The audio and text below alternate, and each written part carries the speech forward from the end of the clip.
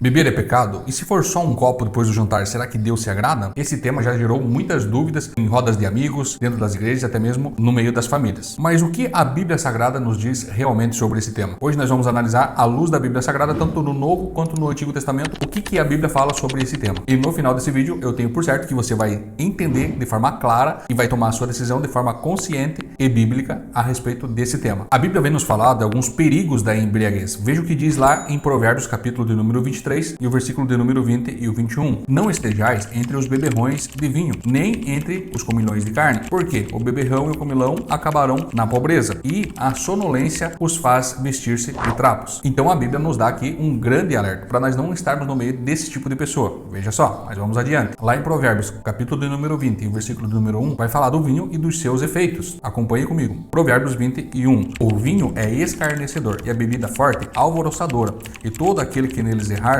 nunca será sábio. O texto nos fala aqui não de apenas um gole, mas sim de você ser dominado pelo vinho, de uma pessoa que é totalmente dominada pela embriaguez, ou seja, nunca será sábia. Na verdade, é como brincar com o fogo. No início pode até aquecer, mas se você não tiver controle, pode causar um tremendo incêndio. Mas a Bíblia também vai falar do vinho como uma recompensa. Veja o que a Bíblia fala lá em Eclesiastes, capítulo de número 9 e o versículo de número 7. Vai, pois, come com alegria o teu pão e bebe com o coração contente o teu vinho, pois já Deus se agrada das tuas obras. Então nós vemos aqui que o vinho também na Bíblia Sagrada é demonstrado como celebração e até mesmo como recompensa. Alguns estudos vão falar que naquela época ele tinha um teor alcoólico bem mais baixo do que de hoje e também era substituído por águas impuras, ou quando não tinha uma água potável, por exemplo, eles usavam o vinho. E o que dizer de Jesus e o vinho? No Evangelho de João, capítulo número 2, a gente observa lá que Jesus transformou água em vinho. Lá em Mateus 26, na última ceia, ele pega o cálice e diz da seguinte forma: bebei dele todos, porque isto é o meu sangue, o sangue do Novo Testamento. Jesus usou sim o vinho em diversos contextos santos, mas nunca em excesso. O problema não está no vinho, mas sim no coração humano. Olha o que Paulo vai nos orientar lá em 1 Timóteo, capítulo de número 5 e o versículo de número 23. Não bebas mais somente água, mas use um pouco de vinho, por causa do teu estômago e das tuas frequentes enfermidades.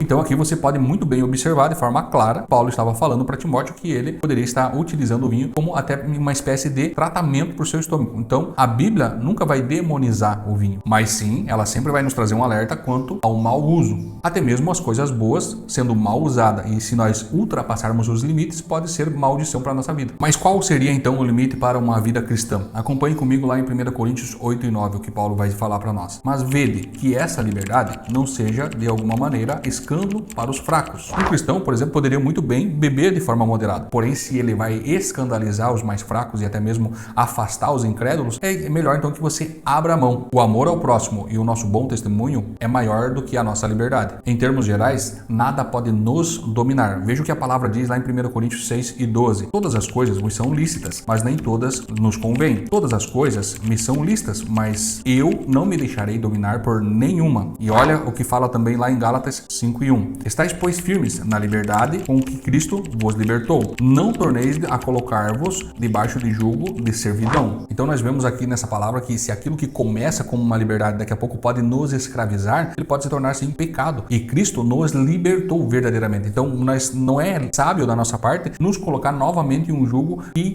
Cristo não nos colocou. Ele nos chamou para a liberdade e daí você, através de algumas atitudes erradas, você acaba se precipitando e colocando sobre si um jugo. Então, como você pode ver no decorrer desse vídeo, a Bíblia não vai proibir expressamente o uso de bebida alcoólica, mas sim ela condena a embriaguez e o mau testemunho. E também tem outra questão aqui sobre o teu relacionamento para com Deus. Qual que é o nível de relacionamento que você quer ter com Deus? Quanto mais a gente abrir mão de algo que pode nos trazer um certo prazer e a gente está ali fazendo um propósito com Deus de nos aproximar mais com Deus, pode ter certeza, Deus vai te recompensar de uma forma inimaginável. Então se você quer ser usado nas mãos do Senhor, se você quer pregar a palavra de Deus, se você quer ser um instrumento nas mãos do Senhor, então que você possa colocar isso na balança e entender. Quanto mais a gente se abdica de algumas coisas que podem nos trazer escândalo e escândalo aos nossos próximos, mais Deus pode estar nos usando e também o nosso nível de intimidade com Deus pode estar aumentando só devido a essas decisões. E muito mais importante do que um copo na mão é o seu coração diante de Deus. Se essa mensagem falou com você, que você possa deixar o seu comentário aqui, também compartilhar esse vídeo com alguém que pode ter essa dúvida e se inscrever. Deixe o seu like, se inscreva e até o próximo vídeo.